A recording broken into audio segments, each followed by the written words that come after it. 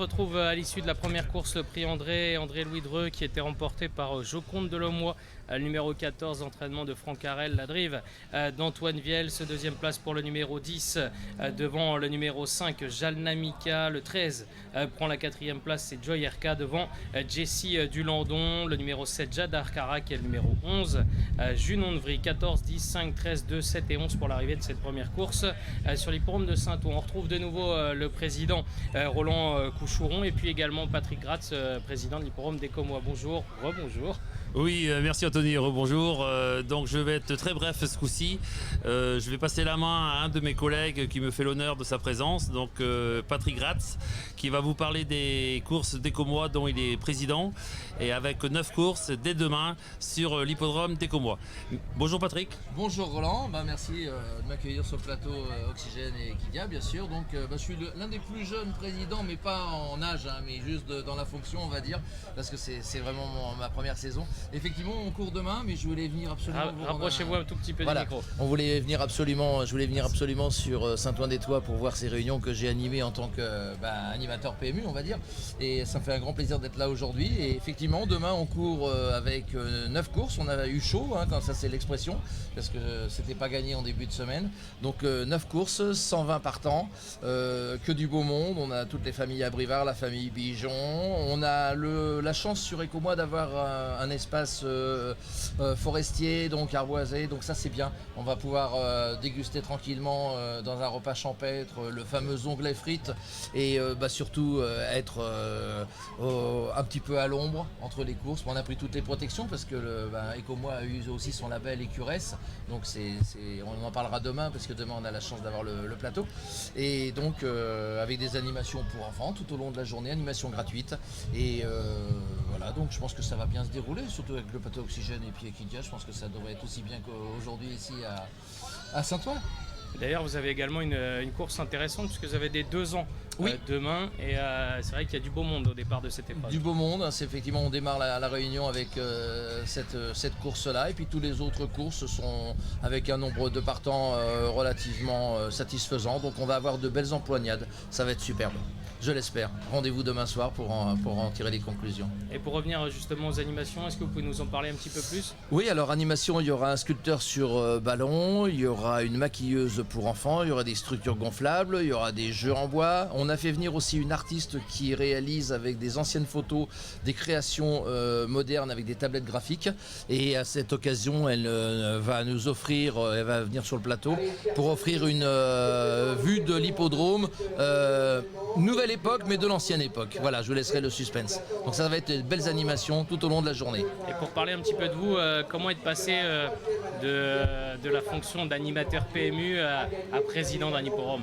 C'est-à-dire que c'est parti sur une boutade, comme moi j'ai arrêté après 33 ans de PMU le 31 décembre dernier, et l'ancien président Yves Gibon, avec qui j'avais des bonnes relations avec Écomois, et j'adorais cet hippodrome, j'adore toujours cet hippodrome, entre la poire et le fromage lors d'un déjeuner, il m'a dit je souhaite prendre un peu de recul parce qu'il est passionné d'attelage, il est champion de France d'attelage, Yves Gibon, et donc il m'a dit si tu veux, comme tu es responsable communication, tu pourrais prendre le poste de président. Et sur le coup, j'ai réfléchi, pas très très longtemps parce que j'avais beaucoup de demandes, et comme Écomois, l'avantage c'est que cet hippodrome est la propriété de l'hippodrome, ça permet de faire beaucoup de choses, et comme j'ai pas mal d'idées, donc pourquoi pas. Mais l'important, c'est pas le président, l'important pour moi, ce sont les bénévoles et toute l'équipe qui y travaille, parce que sans les bénévoles, on n'est rien. Tout à fait. Et comment est-ce que vous vivez les dernières heures avant la réunion? Vous n'êtes pas trop stressé là? Ça se passe comment? Alors hier j'étais un peu stressé, aujourd'hui non, parce qu'aujourd'hui je suis dans un endroit que j'aime aussi, ici à Saint-Ouen-des-Tois. Donc on en reparlera demain soir, mais on va dérouler la journée normalement. Mais c'est surtout l'avant-veille, effectivement. D'accord. Je voulais revenir un petit peu sur l'hippodrome de Saint-Ouen maintenant, parce qu'on a présenté l'hippodrome très très vite tout à l'heure. Justement, on le disait, là on est sur un endroit où normalement c'est une pâture, c'est un endroit où il y a des vaches habituellement.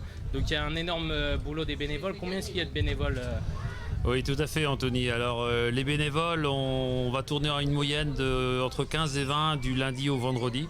Donc la semaine des courses, on a démarré lundi. Et effectivement, on monte les lisses, les chapiteaux, la ligne d'arrivée, on cylindre la piste, on l'arrose si nécessaire. Enfin, on est en train de monter un champ de course en 5-6 jours. Voilà, c'est la particularité, je pense, de l'hippodrome de Saint-Ouen. C'est un boulot monstre quand même. Oui, c'est pour ça que, heureusement qu'on arrive à créer une dynamique entre nos bénévoles et puis les membres du comité. Comité et bénévoles, qu'on arrive à rajeunir, donc c'est très très important. On arrive à attirer des jeunes. C'est une des raisons pour laquelle j'ai ramené ça le samedi pour faire un repas festif le soir avec orchestre cette année, comme j'ai pu le préciser en début de réunion. D'ailleurs, il y a énormément de monde de prévu, c'est vraiment la fête. Tout à fait. C'est pour ça que tout à l'heure je disais que peut-être sur les coups 19h, 19h30, il restera quelques places. Mais aujourd'hui, on a à peu près vendu 550 à 560 places pour 600, 620 de disponibles. Donc on verra. Et ensuite, il y a également... Ensuite, donc, feu d'artifice qui va précéder l'orchestre Génération, donc un des plus grands de l'Ouest, qui va jouer de 23h à 3h du matin. C'est vraiment c'est un moment important, j'ai envie de dire, à Saint-Ouen, cette réunion, parce que c'est pas seulement une réunion, c'est un regroupement, c'est la fête, il y a toutes les familles, il y a tout le monde ici. Voilà, tout à fait. Et puis je tiens aussi à remercier les sponsors et partenaires que j'en ai pas parlé jusqu'à présent, mais sans eux, on ne pourrait pas faire toutes ces festivités-là. Et partenaires qui ont joué le jeu pendant les deux années Covid, et 2 années Covid qu'on n'a pas pu faire grand-chose. Donc pour remercier toutes ces personnes-là, sponsors, partenaires, bénévoles, comités, on a pris le groupe Génération qui va jouer de 23h à 3h. Et comment est-ce que vous faites pour rajeunir l'équipe justement de bénévoles? Comment est-ce que vous motivez les jeunes à venir? Eh ben, faire des festivités comme le samedi soir, créer une bonne ambiance. Voilà, après c'est la marque de fabrique de Saint-Ouen-des-Toits. Mais c'est vrai que c'est vraiment une marque de fabrique, vous avez tout résumé en disant ça. C'est ce qu'on a essayé de faire, c'est ce que j'ai essayé de faire quand j'ai pris la présidence il y a de ça une petite dizaine d'années.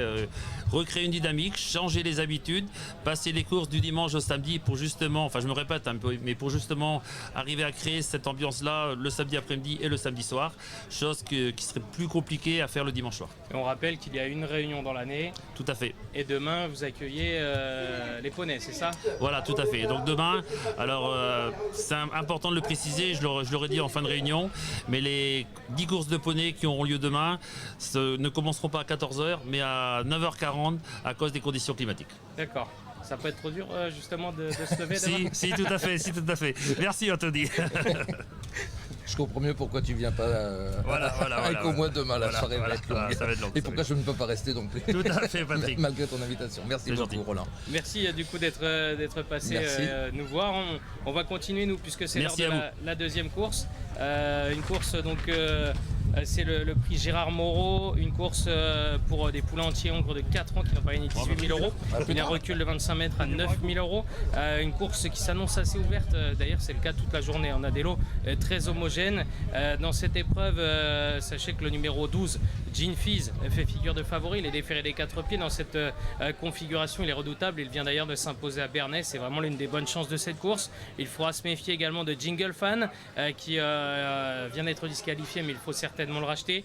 Et puis méfiez-vous également de Jaguar Floral. Alors c'est un cheval vraiment délicat, vraiment spécial, mais il a un moteur. Il est capable d'aller très loin s'il reste sage. Méfiez-vous de lui.